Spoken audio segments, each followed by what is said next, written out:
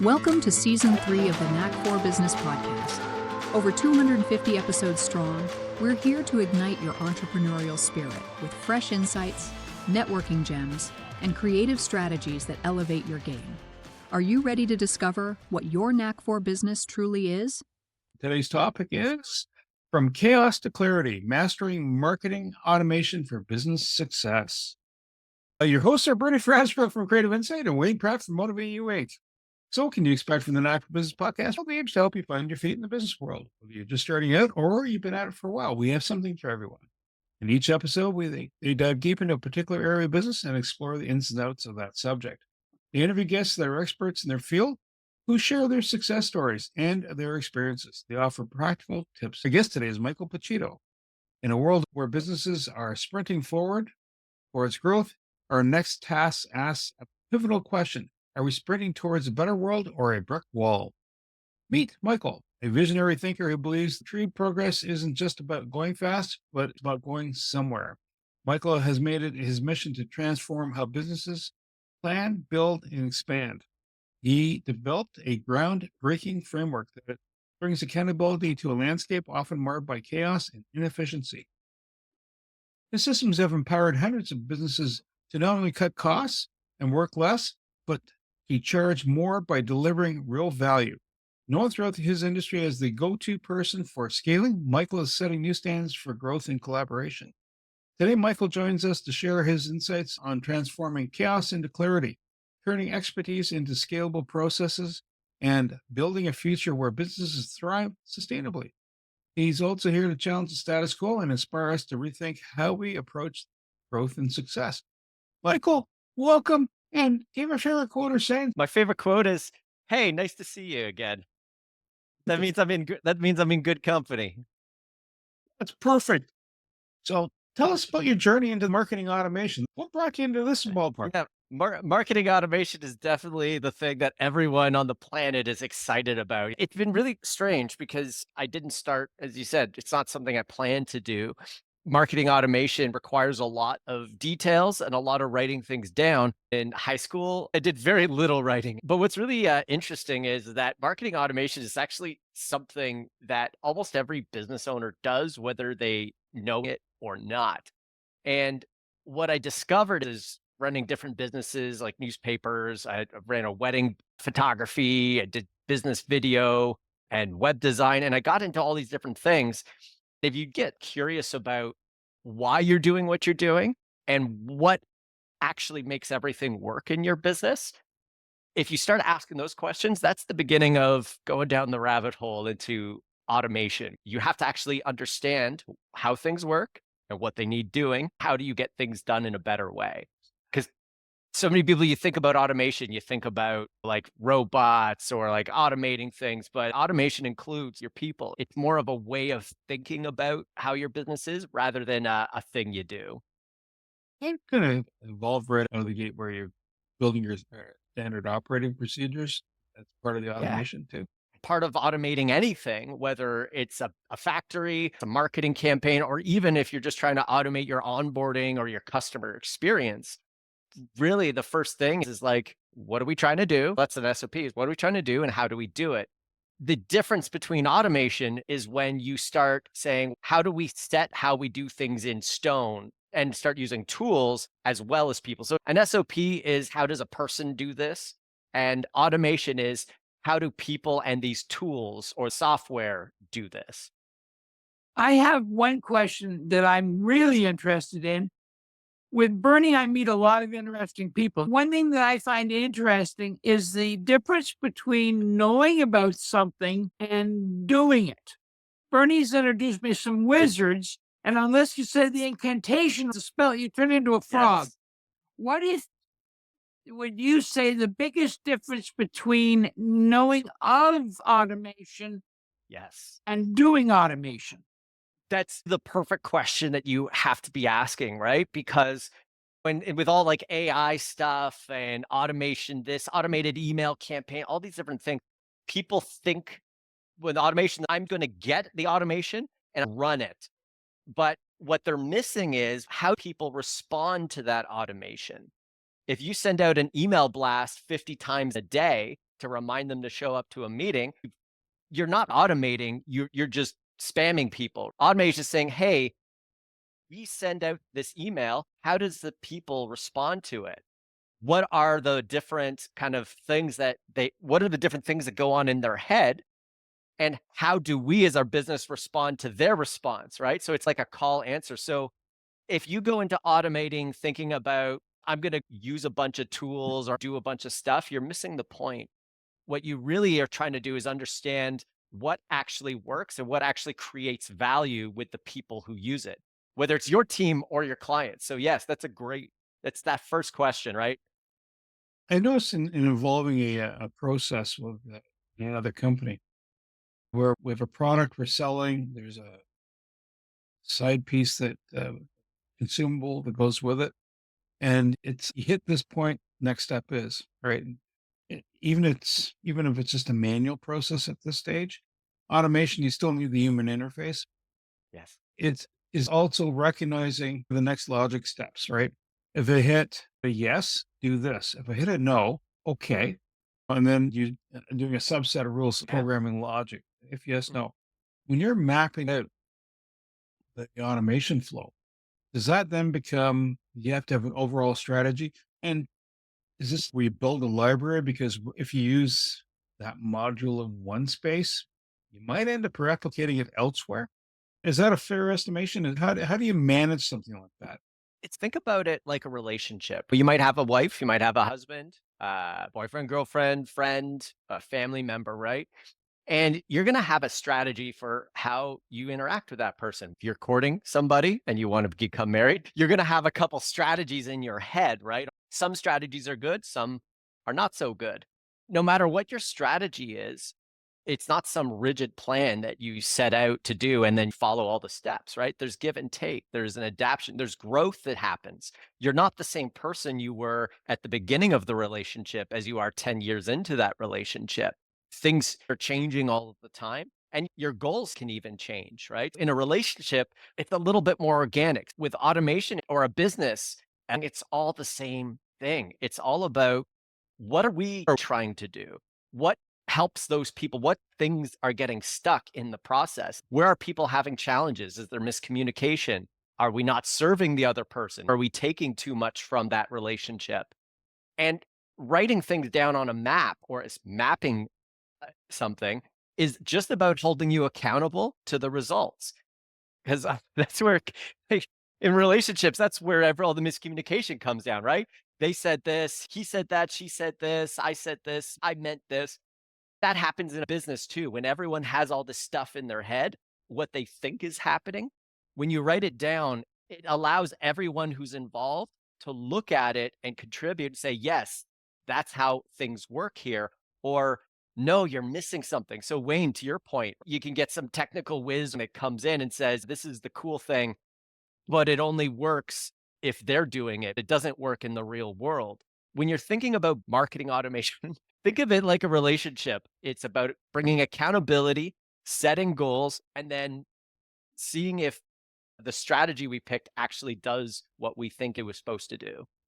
We are hearing a lot about going high level. There's something called the snapshot. Tell me about snapshots. Yeah, for sure. Go High Level is a marketing software, and pretty much it's one of the fastest growing marketing tools out there. And it has this thing in it called a snapshot. Think of it like taking a picture of a process or of an account, and it allows you to then take that account and apply it to another business or another account. The beautiful thing about automation, what you're always looking for is doing something once and getting value from it multiple times over.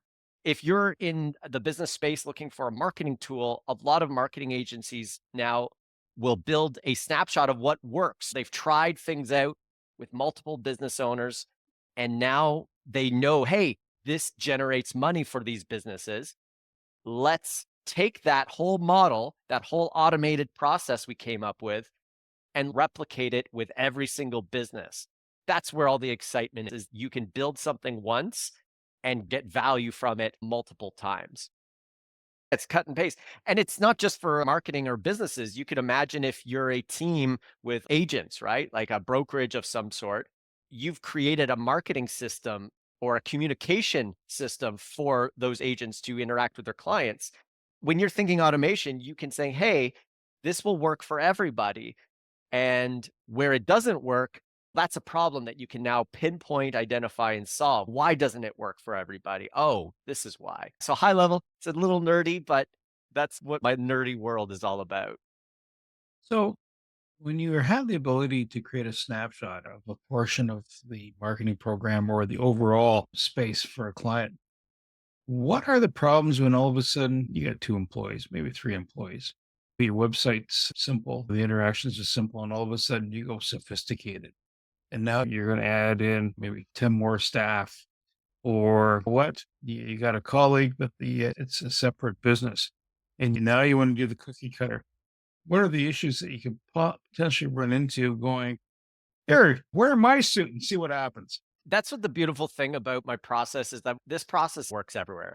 I related it back to a relationship. It's just like a relationship. Let's go back to dating, maybe. You had a strategy that worked really well with one person. So now when you're bringing on a team into your business, you copy paste something to everyone. That's like having the same strategy for every single person in dating, right? What works with one relationship doesn't work with everyone. The first challenge that every business starts feeling when they're trying to expand is when a system worked with a certain group of people at a certain time in a certain environment back in 2015, right? These three, the core founders of the business, 2015, this worked great. Let's apply it to everyone in 2024 now with a different set of team members with a different situation. So that's why expansion generally falls apart, because we assume that just because it worked yesterday or for these people, we can just copy and paste it without any thought or contemplation. When you apply an automation mindset, what you really do is challenge those assumptions. It's saying, hey, this worked once, let's do it 10 more times. Your first thing is, well, why did it work once? Was that just a lucky guess? What was it about that success that made it successful? And if you can't identify that, then you can't automate, you can't grow. Otherwise, you're going to find out what you don't know when you cause chaos in your business, trying to force something that's not going to work. One thing that I get a kick out of that we haven't done well yet is the etiquette of having a tool and using it badly. I absolutely love, don't forget, we're meeting tomorrow at 10 o'clock once. I've met some people that want to tell me about the upcoming conference every 7 minutes. Oh my goodness. I made a meme post about that, telling people to not follow. Just because you can doesn't mean you should. Yeah, because again, you know what that shows me as soon as I hear a story like that is, one, I know they didn't have a play. They didn't talk to anyone about why they should do it. They didn't talk to the people that they're sending it to and ask them, do you want this? Two, they're not being held accountable for the results. And number three, they're not curious and they're not asking questions of, hey, maybe they got results from spamming you like 7 times a day, but they're just looking at the success. A curious mind goes, hey, 2% of people bought from a curious mind goes, what happened with that 98%? What if we messaged more? What if we messaged less? Would we go from 2% to 4%, or we go 2 down to 0%, right? So curiosity is, I learned this from Eric Martin from an industrial automation company. He said curiosity is foundational for automation. If you're not curious and you're using tools, if you're not curious and you're managing people, you're going to run into stuff like that where you lose touch with your customers. So when a business is working on scaling, how do you help them design the next steps? Like, obviously you have an engagement conversation, but do you do survey says? First thing is ask, why are you even doing any of this? What are you trying to get done and why? Because when it comes to automation, The difference between an automation mindset and a more normal way of growing things is that when you're doing things one at a time, I'm going to serve one client for an hour. And then at the end of that, I'm done and I'm going to move. I made mistakes. I made some good calls. But I'm going to move on to the next. With automation, you don't get that luxury. If you build something and you automate it, you're investing a lot of energy, time, money, attention, and you're also limiting yourself from doing it not the automated way, right? Because you now said, hey, this is how we do things now. And you can't do it the other way because it's not fitting in the system. So it's really important before you're going to do any really big automation play or any sort of process. It's not just automating marketing, it's any process in your business. You really need to understand why you're doing it and what you're trying to do. Otherwise, everything else falls down afterwards, right? It's, hey, let's just get started. So, yeah, the first thing is, why are you doing it? And now that we know why, we can ask a couple questions of who's involved. So that's the next thing, right? Is we're not even talking about mapping yet. We're saying, who do we even need to talk to? Who's sending those messages? Who's following up with them? Oh, the admin team. Oh, the admin team's going to do some follow-up. Cool. Who are the people we're sending it to? Is it just the business owner or different types of people? You need to start asking those sorts of questions and get the groundwork. Otherwise, you could build anything you want, but if you don't know why you're building it, every answer is right in the planning phase until you actually have something that says, no, that won't work because this is our need. This is what we're really trying to do. A decade ago, they told you need a web page. And you tried to make something pretty and special and somewhat generic and would meet all of the criteria. And then they told you, now you have to get on social media. So you designed something separate. And then they said, oh, by the way, you're looking at automation and e-commerce, so you need a landing page. And now it seems instead of a website, you now have 20 landing pages tied to your CRM. Am I right? Is that happening? Yeah. So the first question, let's put our curious hat on. Who told you to get a website? Was it a web designer? Who told you to get on social media? Was it a social media company? To be fair, in Canada, we are notoriously behind the curve. I think we were one of the last developed countries for our businesses to start getting websites. There is an actual real opportunity with AI websites, automating and emails. But I think what happens is that a lot of people don't know why they're doing things and they don't ever take those time to ask those questions. And if you're not asking those questions, you're just waiting for someone to tell you what to do. A salesperson's going to come and make you feel vulnerable and like you're missing out. But when you ask a lot of questions about what you're trying to do and why do you even do it? Why do you get out of bed every morning, right? Now, all of a sudden, you can start saying, why am I on social media? What am I even posting about? Do I even need to? Like those sort of stuff. And it empowers you to just actually make decisions based off of real things and not just a FOMO or fear of missing out. So, video games, has that influenced any, like, You've seen my posts. my young lad plays video games with his buds, and obviously when I was growing up, video games were not that fascinating. They were fascinating because it was new, but how should I say, the level of complexity was playing ping pong, right? Watching the moving a thing up and down. And today it's more in depth.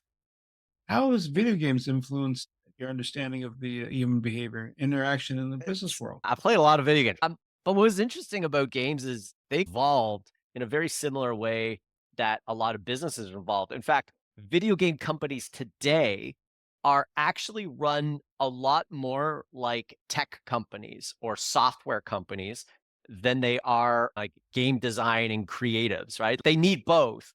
And what's interesting is that, and if you know anyone who's played a game called World of Warcraft, Wayne, you played one there, right?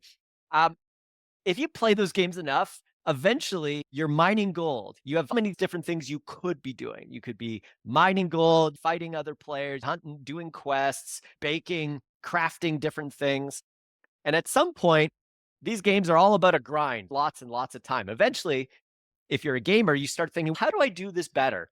How can I, if every hour I mine out like 1,000 gold, is there a way that I could, mine more efficiently so I can get 2,000 gold an hour? Oh, there is. Oh, wait, look, I can talk to other people and get them to do part of the process for me. And then I'll pay them some gold to do this. You're starting to see the lights are going on, right? How game that very quickly turns into a business within a video game. I spent a lot of time in games just talking with people. I didn't actually go after gold. I didn't care. I just liked hanging out and talking with people. But I found a lot of really cool ways of interacting and getting people to take action. And that curiosity and of just being like, hey, I don't want to play the game. I want to play with people. And I started finding ways of getting people out of thinking about the game and gold and those processes and thinking, why are we even here? We're not here to mine gold. That's what our jobs are for. We're here to have fun. So I asked the question, if we're here to have fun, are we having fun? And most gamers saying, no, we're not. We're clicking mindlessly by ourselves on some rocks to mine gold and make a number go up in a video. That's it. So games really, I think, helped me see, because games at one point were just all about the fun part. Now the tech companies, a lot of people are lost in the shuffle.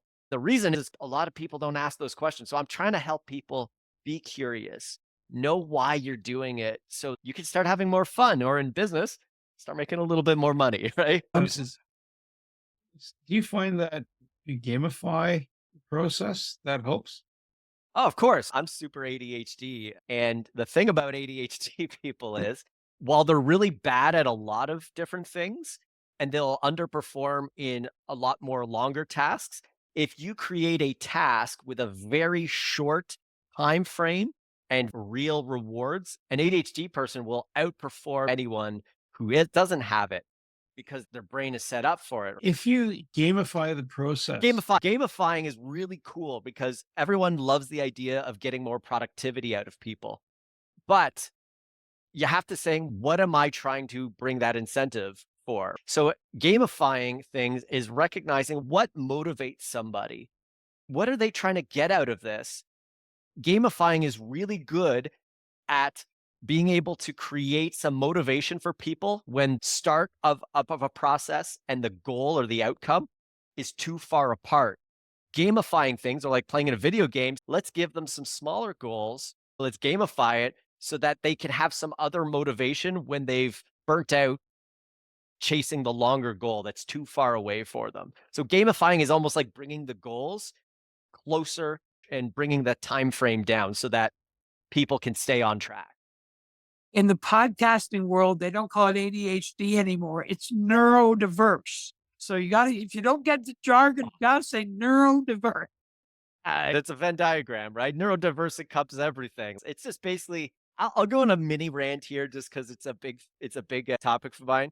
When people say neurodiverse, what is that? Just what's a neurotypical versus neurodiverse? All it means is that on average, 95% of people, this is the range of their experience, whether it's focus, attention, or whatever metric of humanity you want to say, right?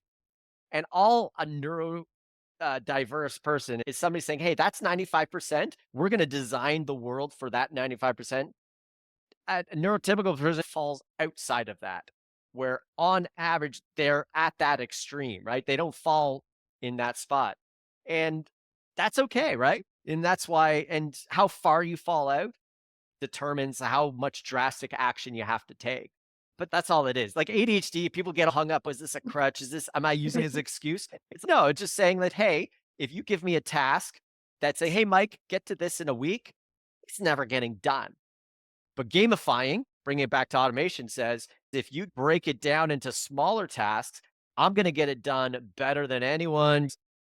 That's how it works for me. The average person might not need that. The lesson here is when you're gamifying things, you have to make sure that you're gamifying for the right people. Who is the target audience?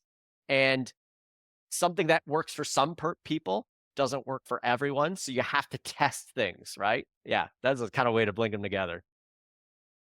One thing that interests me as a podcaster, I absolutely dread when a guest comes on and he thinks his job is to pitch us a canned ad for 40 minutes.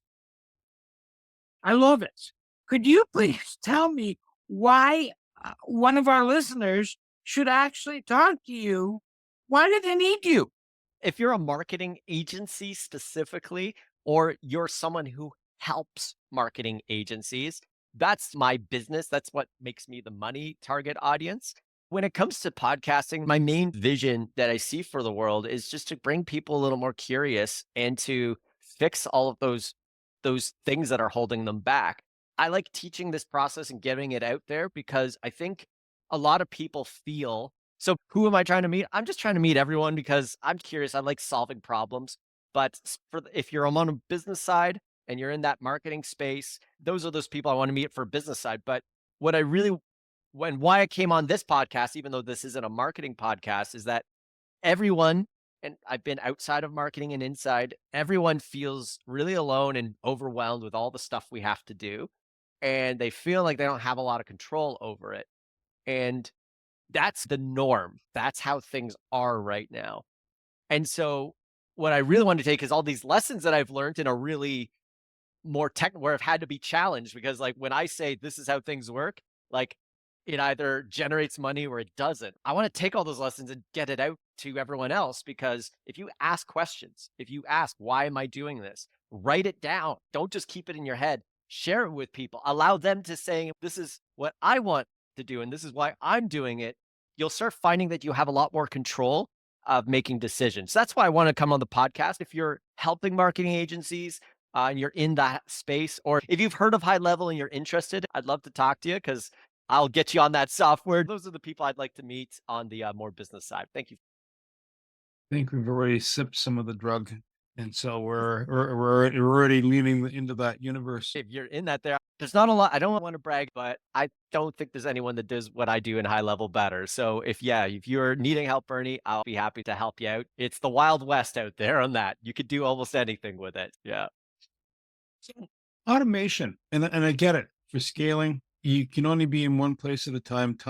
Is the ultimate valuable artifact versus cash helps support everything else. But if your time's not there, you're pooched. So either you find other people resources, which you should anyhow as you're scaling up as a company, but you're also trying not to cause everybody to hit a brick wall or get stuck in the mud. And so the automation handles that piece. How do you take the automation piece, but still have that human connection piece happening so that your customer feels happy, your crew feels happy that you're working around with you, or your partners still feel engaged? 'Cause you need that smiling face every once in a while. That's the thing, right?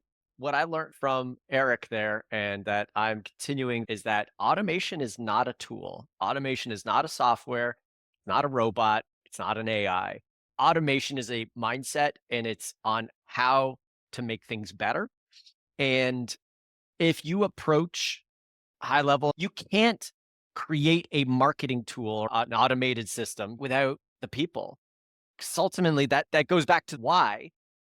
What is it for? If you build a system, how do you include people in it? You actually have to include people. You have to have a plan and you have to show it to other people. How many people, when designing their process for their business, write down what they do and then go to the people that are going to be end go and saying, is this how you want it done? Are they asking for that feedback? The tools like High Level, I'm not on High Level today. I could go to Vendasta, I can go to Entreport, I could go to HubSpot, I could go to be a janitor's, maybe there's some janitor program out there for janitors, not even marketers, right? I can go onto any of those platforms and do the exact same thing and get the same results because it's not a software. Automation is not that. It's a process of understanding how things work, setting a goal, and then holding yourself accountable to saying, did I get that goal or not? So that's how you include people in it. And if people are part of that, if you have end clients, if you have a team, if you're a person that has, like, you're a solo person that you want to become successful and take care of your family, then humans have to naturally be part of that. Anytime you're talking automation and you're not talking about people, you've missed the boat. I can already tell you it's not going to work. Is that a place where you would do sandbox environment? In other words, I built something much like sea trials for ships they launch at sea, right? This, it floats. That's the first good sign. Now let's put it through the paces. So that's a sandbox arrangement. Is that what you do then to make sure that I've got this reminder that goes out, and then you try it with somebody that knows you and likes you still, right? And then all of a sudden they're going 20 messages later, come here. You're going to stop that now. You're annoying the heck out of me. And you're going to do that to our clients? Oh gosh, no. So you have a sandbox. Is that part of the process? Yeah, it's called testing, right? That's a testing process. You build something, then you create a test environment before you put real people through it, especially paying people. A lot of people, especially business owners, they get into marketing and the first thing they do is email 1,000 people. Well, what happens if you found out that the links in your email didn't work? You've already messaged 1,000 people. There's no going back. Maybe try 10, seeing if that worked. Okay, it worked with 10. Okay, let's move it out to 20. Maybe go to 100. Let's launch a new campaign at 1,000. Let's look at the last campaign. How did that one work? What worked well? What didn't? It's a automation is never. A lot of people get stuck with marketing or any business. I keep saying marketing. This is business.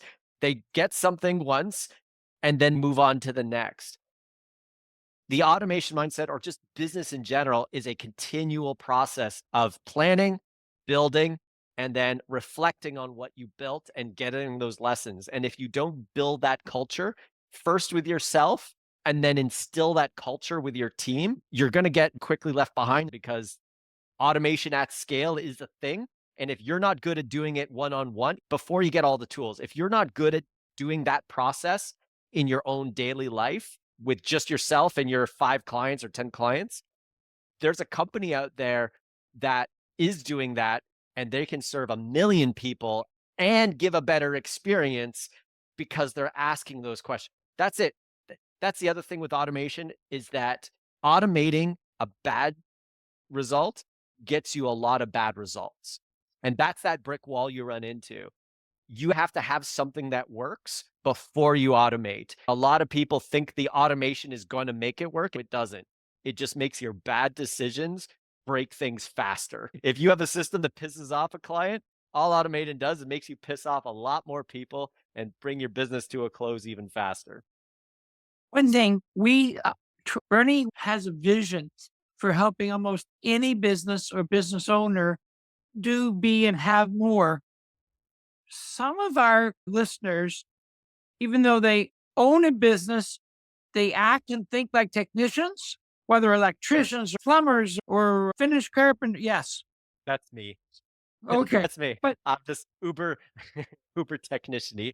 Sometimes I got to turn it off. Sorry, continue. I find, especially when you talk to people who are really good at customer response software, what do we automate first? What if you have a Ford pickup truck, a cell phone, and a business card, what are we automating?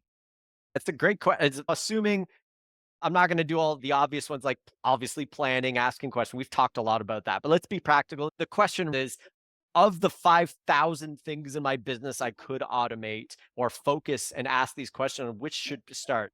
Now, in the marketing sense, there's 2 different answers. There's a business side, business automation. In marketing, it's really simple. Start closest to the money. If you don't start where the money is, anything you build has no value because it needs to have a direct line. I call it the money line.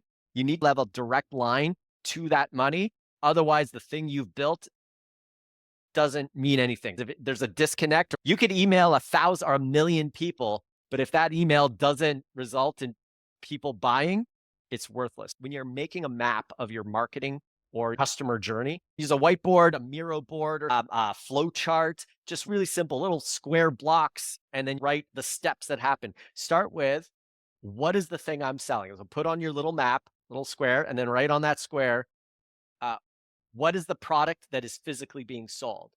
And then work your way backwards. So we're selling this service. Okay, how does the money get physically paid for that service? Is it an invoice? Do you send them to a sales page where they fill out a form? So it's on a sales page or an order form. How did they get to that order form? What are the different ways that you send people? Do you send it through a sales meeting only? Are there email campaigns that are sent with that link there? What is that sales page trying to do? What are the actions that on that sales page could take? So if you do that after 4 or 5 steps, you're going to already have the product, the sales mechanics, the closing part of your sales process, and maybe a little bit of your nurturing. If you could automate just that alone, now you have a foundation to start growing your business, because now that's out of the way and you've automated that. Now you can focus on, how do I start generating? Now that I have a working system that generates money from my sales process, the next thing is, now let's make a working system that generates excited people to work with us that our sales process will take over. So a long way of saying there, Wayne, that if you want to start, always start closest to the money and don't go further than your brain can handle. If you try and build the ultimate system, you're going to get lost. Start with one thing at a time, prove that it works, move on to the next one. And that's business too, right? Start with your goal. Why are you doing this? And automate that so that you can then build other systems that will funnel into that. That's a rule of thumb, not the only rule, but it's generally where I suggest starting, is usually at the end. That's pretty profound advice. Thank you.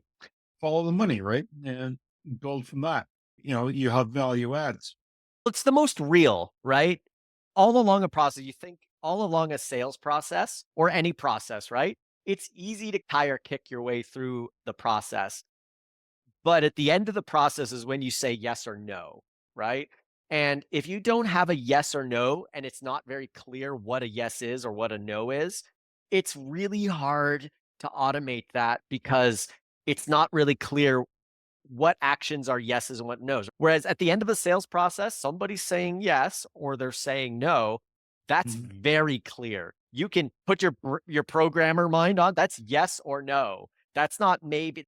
And when you're new to automating things or just process, again, in your business, like you're on your client, how you deliver value to your clients or how you onboard a team member in an HR facility, what you want to always do is automate the things that you have very clear information. And if you don't have clarity on that, you're going to have to ask a lot more questions. If you hired me, I'd be like, I'm going to challenge you on a lot more. But if you've already figured out, because you know what a yes is no, it's a lot simpler because we don't have to question, because we know now, right? So that's the other advantage of going to the end, is because it's a yes or no question, black and white.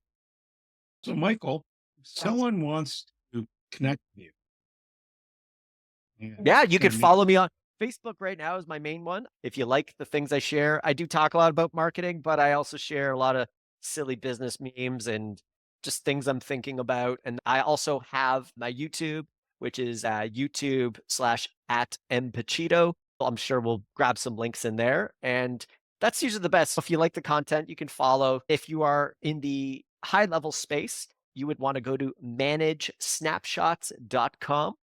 And if you're in the high level space, you'll see me in the Facebook community there. That's generally where I post things. And just reach out, say hi. I'm always doing tons of different activities, content, and educational stuff. That's where you can find me. I want to say thank you to Michael Pacitto, my co-host Wayne Pratt, and you, the Knack for Business listeners. Do you want to understand automation? Go high level. Or just have a really cool chat? Michael's the man. To reach us, it's info@creativeinsight.com. That's info@KREATIVENSIGHT.com or creativeinsight.com. Wayne, how can folks reach you? That's where is my website, MOTIVE, the numeral 8, the letter U.ca. And my email is wayne@motivateyou.ca. If you would like to be a guest on this podcast and share your knowledge, let us know. We would also appreciate your feedback on the content or format. Check the show notes for more details. For these podcasts, we like to acknowledge the support and thanks to the following people. Carl Richards from Podcast Solutions Made Simple, a renowned podcast expert, Fred Crouch, who is the Property Wizard podcaster, where Bernie is a co-host, Jovan Strika from At Hive, a co-working space that is more than just a space, then Melanie Weber, Bernie's invaluable business partner, and Wayne Pratt from Motivate You Inc., who serves as both a coach and co-host of these podcasts. Disclaimer. Please note that the Knack for Business podcast episodes are meant solely for educational and general informational purposes. The information and opinions contained within are not intended to be professional advice on any subject matter. The thoughts, views, and opinions expressed by the participants are their own personal beliefs and do not represent the views of the podcast hosts or any affiliated organizations. It is important to note that this podcast is not a replacement for consulting with certified experts in your area who possess knowledge of your unique situation. The hosts of the podcast, along with any participants or affiliated groups, do not take responsibility for any actions taken or not taken based on the information presented in this episode. It is highly recommended that individuals seek guidance from their own personal advisors in fields such as accounting, law, or other pertinent areas prior to undertaking any actions or making decisions that may impact their financial, legal, or other aspects of life.